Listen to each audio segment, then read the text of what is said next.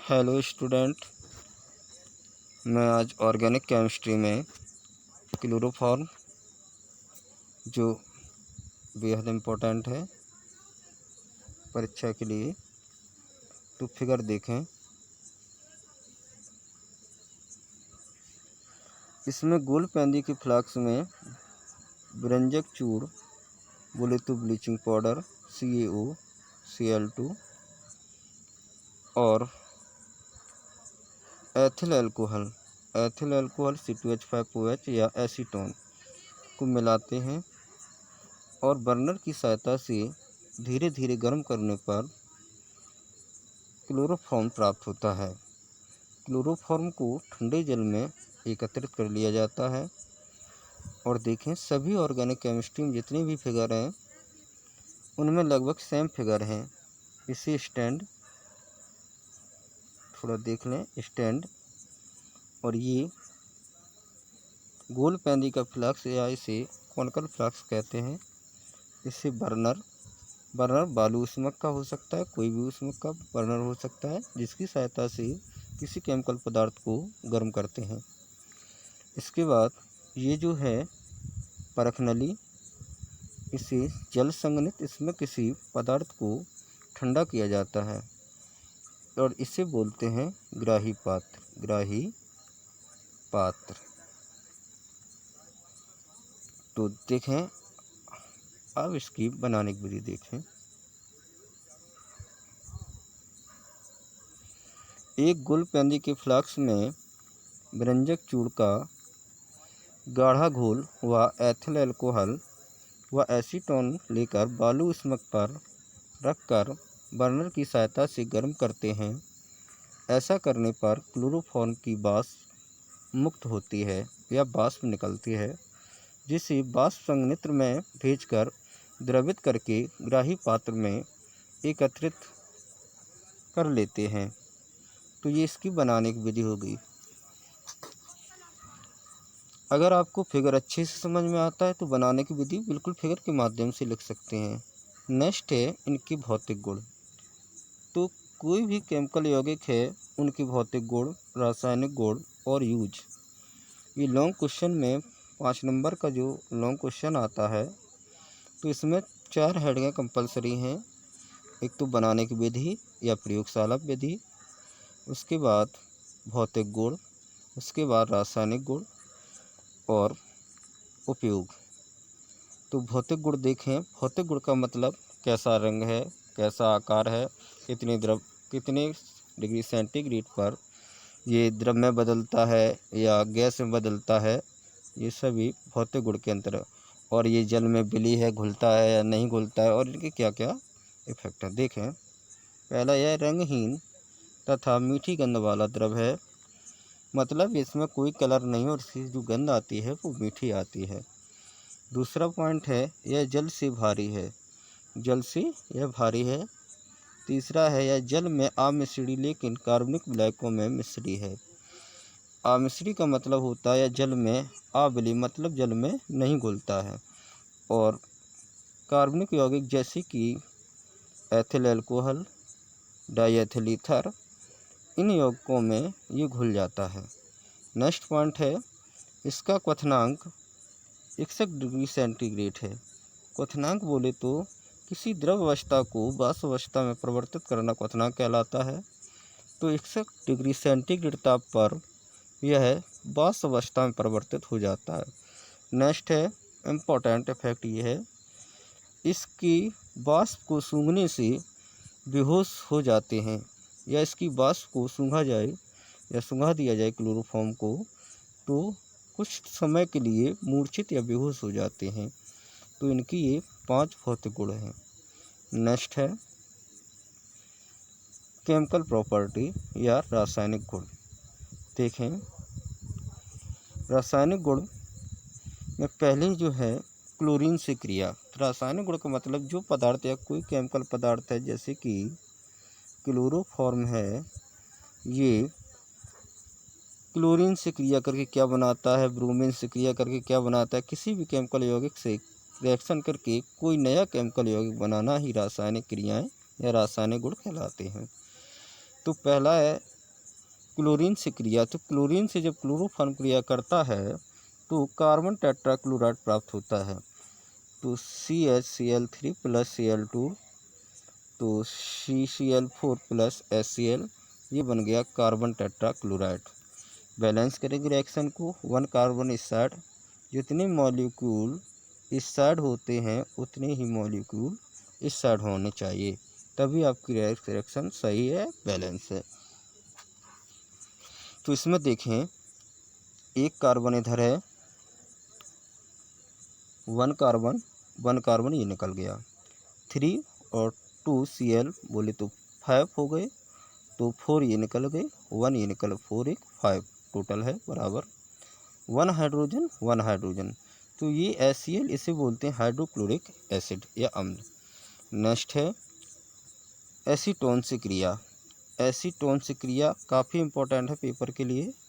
Acetone से क्रिया very important. इसके अलग से क्वेश्चन आता है कि एसीटोन से क्लोरीटन कैसे प्राप्त करेंगे, या क्या होता है जब एसीटोन क्रिया क्लोरोफॉर्म से होती है, तो इम्पोर्टेंट है, अलग से भी पूछा जाता है। तो देखें,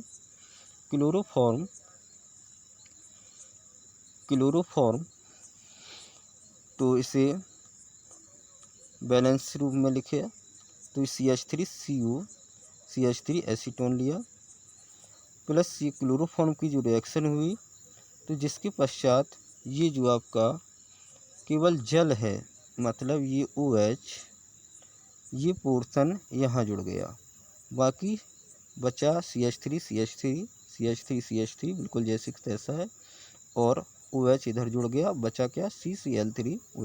इसका नाम होता है पूरे का क्लोरीटोन। तो नेक्स्ट रिएक्शन देखें, नाइट्रिक अम्ल से क्रिया। नाइट्रिक अम्ल से क्रिया में देखें, क्लोरोफॉर्म नाइट्रिक अम्ल से जब क्रिया करता है तो क्लोरोपिक्रिन बनाता है।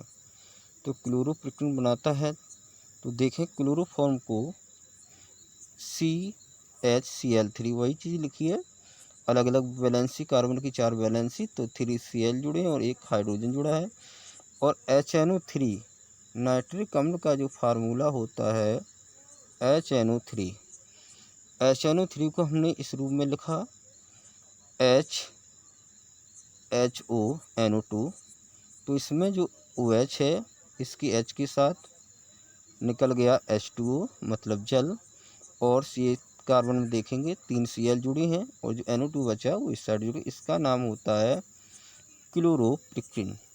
नेक्स्ट है सिल्वर चूड़ से क्रिया या सिल्वर पाउडर से क्रिया, चांदी के पाउडर से क्रिया। तो जब सिल्वर के पाउडर से क्लोरोफॉर्म क्रिया करता है तो एसिटिलीन गैस बनती है। तो क्लोरोफॉर्म के 2 कंपाउंड हैं, एक ये रहा, एक ये रहा, तो 3 और 3 6 Cl 6 Ag हमने लिए, तो निकल गया सिल्वर क्लोराइड या 6 AgCl, इसका नाम होता है सिल्वर क्लोराइड। बचा क्या, 2 कार्बन हो गए, 1H और 1H 2H हो गए, इसका नाम होता है एसिटिलीन गैस। नेक्स्ट देखें,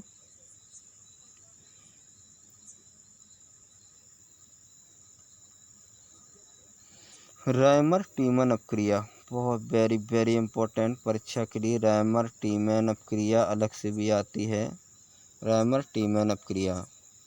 तो देखें, फिनॉल को क्लोरोफॉर्म के साथ गर्म करते हैं, तो फिनॉल को क्लोरोफॉर्म के साथ गर्म करते हैं, और एल्कोहली कोई भी कास्टिक पोटास ले लें या QH या NaOH, कोई भी हम क्षार ले लें, उसके साथ जब हम गर्म करेंगे तो बनेगा सेल्डिहाइड।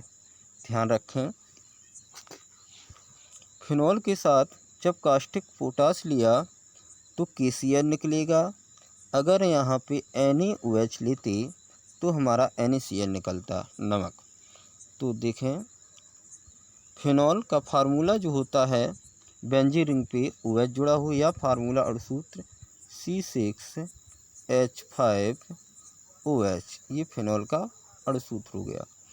तो फिनॉल की क्रिया क्लोरोफॉर्म के साथ कराई, एल्कोहली या एल्कोहल में घोला हुआ, ये लिखा है Al, एल्कोहल में घोला हुआ कास्टिक पोटास के साथ गर्म किया, तो सैलसल्डिहाइड प्राप्त होता है। तो ये जो पोजीशन पे CHO जुड़ा है, CHO, इसी पोजीशन पे जब फिनॉल की जुड़ जाए इसका नाम हो जाएगा सैलसल्डिहाइड। रिएक्शन बैलेंस करेंगे तो इसमें CH और इसमें C एक O, तो इसमें निकल गया CHO, बचा क्या हमारे पास 3K और 3Cl, ये K3 और ये 3Cl मिलके निकल गए KCl, 3KCl या पोटेशियम क्लोराइड। अब यहाँ पे 2 O बची और 3 JH और 1 AH, तो 4 H हो गए। तो 4 H को हम 2H2 लिख सकते और 2 O बची तो निकल गया जल। ध्यान रखें जिस बेंजीन के जिस कंपाउंड में कोई भी बेंजीन रिंग है, ध्यान दें थोड़ा, बेंजीन ये बन गई, इस पोजीशन को हम पैरा पोजीशन, इस पोजीशन को आर्थो पोजीशन, इस पोजीशन को मेटा पोजीशन, इसके सामने जस्ट पोजीशन पैरा, इसके सामने जस्ट पोजीशन मेटा, इसके सामने जस्ट पोजीशन आर्थो। तो ध्यान रखें जिस कोने पर प्रत्येक बेंजीन के कोने पर एक कार्बन एक और एक हाइड्रोजन होता है, तो 6 कोने हो गए, तो 6 कार्बन और 6 ही हाइड्रोजन। और बेंजीन की बैलेंसी पूर्ण करने के लिए यहाँ 3 डबल बॉन्ड या आप इस प्रकार का गोला कर दें होते हैं। तो प्रत्येक कोने पे जब कोई नया समूह जुड़ता है तो वहाँ की एक H निकल जाती है। जैसे यहाँ CHO जुड़ा, देखें जैसे इस बेंजीन रिंग पर CHO जुड़ा, OH ये जुड़ा है पहले से, और यहाँ CHO जुड़ा, तो यहाँ की एक H निकलेगी। वह H इस 3 H के साथ मिलकर कितने हो गए, 4, तो लिख दिया 2H2, और ये वाली CH और एक इसमें O बन गया CHO। ठीक है। नेक्स्ट देखें कार्बल एमीन अपक्रिया। कार्बिल एमीन अपक्रिया में देखें, कार्बिल एमीन अपक्रिया क्लोरोफॉर्म एमीन प्राथमिक एमीन लें, कोई भी प्राथमिक एमीन RNH2, ये सामान्य फार्मूला प्राथमिक एमीन का। R के स्थान पे कोई भी एल्किल समूह ले सकते हैं, C2H5 CH3 कोई भी ले सकते हैं। तो जब एथिल एमीन हमने लिया, एथिल एमीन C2H5NH2 क्लोरोफॉर्म एल्कोहली QH के साथ गर्म किया तो एथिल आइसोसाइनेट प्राप्त होता है। एथिल आइसोसाइनेट C2H5NH3, इसे एथिल आइसोसाइनेट कहते हैं। तो C2H5 रहा, ये C2H5 निकल गया, इसमें से एक N, ये N, और इसमें से एक कार्बन, तो NC हो गया। अब देखें 3K और ये 3Cl निकल गया KCl। अब 3 ये H बची और एक ये H, तो 3 और 1 4, और यहाँ पे 2 कितने हो गए 6, तो 3 दूनी 6, ऑक्सीजन 3 है तो 3 और 3 जल निकल गई। ओके। नेक्स्ट देखें उपयोग।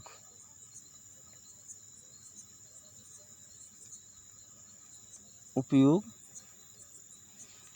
पहला है बेहोश करने में, मतलब क्लोरोफॉर्म को सुंघा करके किसी को भी बेहोश किया जा सकता है। बेहोश करने में कुछ क्षण के लिए मूर्छा आ जाती है, कुछ समय के लिए।